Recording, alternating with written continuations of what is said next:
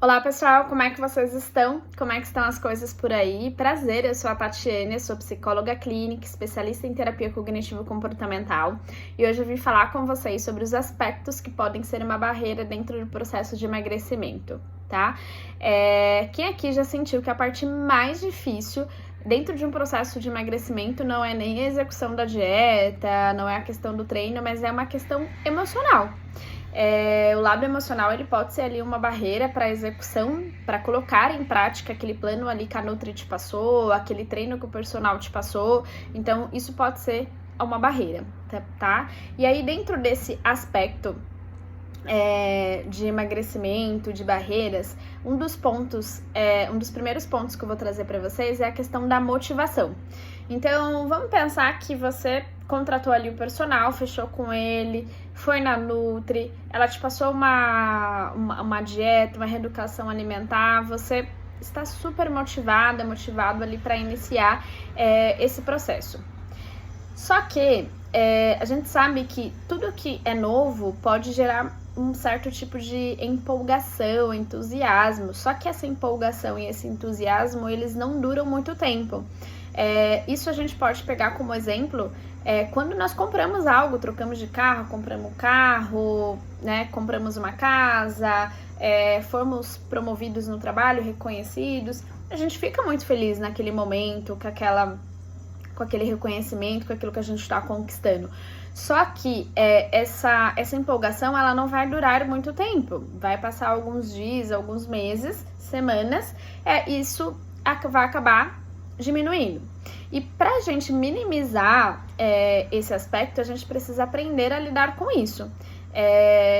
Então, para que a mudança ela seja duradoura, para que quando passar essa euforia, você continue tendo ações direcionadas para esse processo de emagrecimento.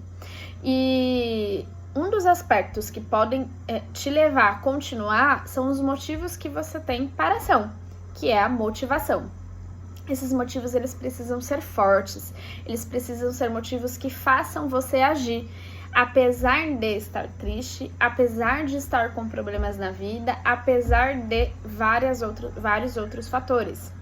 Então, o que eu sugiro, se você quiser pausar esse vídeo, pegar uma folha, um papel, uma caneta e marcar quais são os motivos que você teria hoje para o processo de emagrecimento. Eu estou enfatizando aqui o processo de emagrecimento, mas a gente pode pensar em mudança de hábitos em outros contextos também. Então, por exemplo, eu quero começar a estudar mais, eu quero economizar mais, então a gente pode pensar isso, quero ler, a gente pode pensar essas mesmas habilidades em outros contextos também, mas o foco aqui vai ser dentro do processo de emagrecimento. Então, se você, na hora que eu te perguntei aqui quais são os motivos que você tem, se você respondeu de bate-pronto que é a questão da sua saúde, eu gostaria de te perguntar se hoje você está tendo algum tipo de problema com a sua saúde, e se nesses dias que você estiver triste, pensar que é para melhorar a sua saúde, se você iria treinar, se você iria realizar a sua dieta, o seu plano alimentar. Se não, muito provavelmente esse não é um ponto forte, tá? O que eu sugiro, pega a folha, coloca ali os pontos que faria você se engajar ali nos treinos, se engajar nesse processo.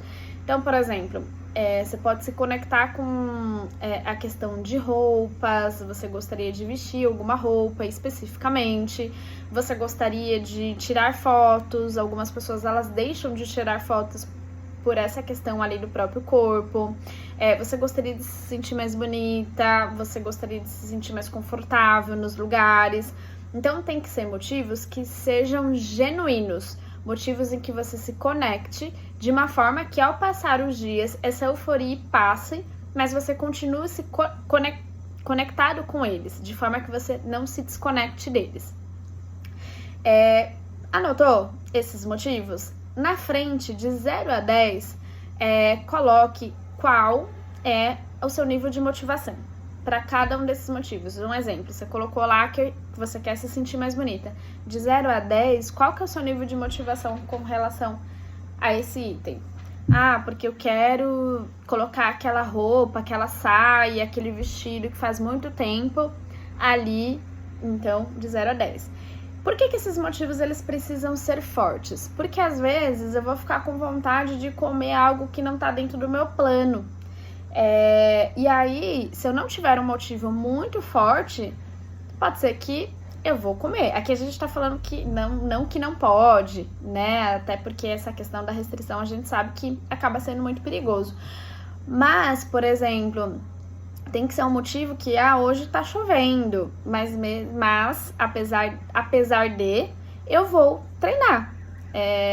Hoje tá frio, apesar de, eu vou treinar. Então, apesar de estar frio, apesar de estar chovendo, se for um motivo da saúde, você iria treinar? Se não, será que realmente esse é um motivo forte? Então, o primeiro ponto é a gente achar esses motivos que são fortes. Segundo ponto, achamos esse motivo forte, a gente precisa deixar isso, a gente precisa se conectar com isso com uma frequência muito maior. Dentro da psicologia, a gente tem uma ferramenta que nós chamamos de cartão de enfrentamento. O que é um cartão de enfrentamento? Cartão de enfrentamento é como se fosse um lembrete, uma forma de eu lembrar o porquê que eu estou fazendo aquilo, até para me ajudar ali quando eu estiver mais ativada emocionalmente, quando eu não estiver tão afim. Então, uma forma de você se conectar com esses motivos é você escrever ele em post-its. Algo que eu sempre sugiro ali para os meus pacientes salvar na tela, no plano de fundo. Por quê? Porque o celular é algo que vocês estão com muita frequência, vocês pegam o celular ali com muita frequência, e é algo ali para você ver, né? Para você olhar, para você lembrar, escrever post-its, lembretes ali no banheiro, no seu notebook, então nos lugares estratégicos, nos lugares em que você vai passar. E aí, por que isso também é importante? Porque lembra que a gente está falando que essa euforia vai passar. Essa euforia é muito entendida às vezes como tô com vontade, enfim. Só que quando a gente fala de vontade, força de vontade, enfim, isso não vai existir. A gente não tem essa força de vontade. Então, até dentro do ponto de vista aí da psicologia, a gente não tem. E aí, é um campo perigoso porque você acaba entrando em pensamentos em que eu não faço porque não tenho vontade. Se eu não tenho vontade, eu não faço. Então, dentro da terapia cognitivo-comportamental, o que a gente pensa influencia diretamente a nossa forma de sentir e também a nossa forma de se comportar. Se eu penso, eu não faço porque eu não tenho vontade, e eu não tenho vontade, né, então eu não faço, qual que é a probabilidade de eu então fazer?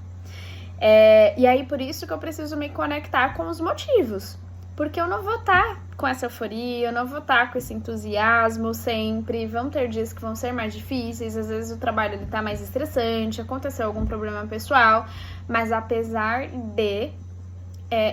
qual é o motivo que eu tenho para continuar indo, para continuar fazendo aquilo, o porquê que aquilo é importante para mim, tá? Então, é muito confundido força de vontade com motivação, só que são coisas diferentes. Então, acho que é algo bem importante aqui pra gente pensar, porque esse ciclo acaba sendo um ciclo difícil de ser quebrado mesmo. Um outro exemplo que a gente pode pensar no trabalho. Você pode fazer o trabalho que você mais ama na sua vida, mas tem dias que você não tá afim de trabalhar, tem dias que você não tá afim de executar aquela tarefa, mas existem alguns motivos que são universais, né? Motivações que são extrínsecas, que são motivos como, por exemplo, eu vou trabalhar porque eu tenho meu salário ali no final do mês, enfim, no mês, independente do trabalho, eu sou autônoma, eu vou trabalhar porque eu vou receber ali o meu valor, o meu trabalho, enfim. Mas tem os motivos intrínsecos. Então, por exemplo, eu vou dar um exemplo meu, eu trabalho então com pessoas, então eu trabalho auxiliando elas a transformar a vida delas, eu sou útil para elas, eu levo informação ali para elas. Então esses são os meus motivos intrínsecos que fazem eu ir trabalhar. Então às vezes precisa olhar a área que você tá, precisa olhar ali os motivos que você tá. Então vamos pensar que todo mundo tem esses dois tipos de motivos, e esses motivos eles precisam ser fortes, porque apesar de eu estar triste, eu vou trabalhar. porque eu tenho fatores, eu tenho objetivos, eu tenho motivos fortes que façam com que eu me mova, tá? E esse motivo ele precisa estar claro, que você pergunte, faça essa pergunta para você mesmo, né? Isso, porque inclusive isso faz parte do seu autoconhecimento. Isso é bem importante para que você continue seguindo, mesmo nos dias que você não tem vontade.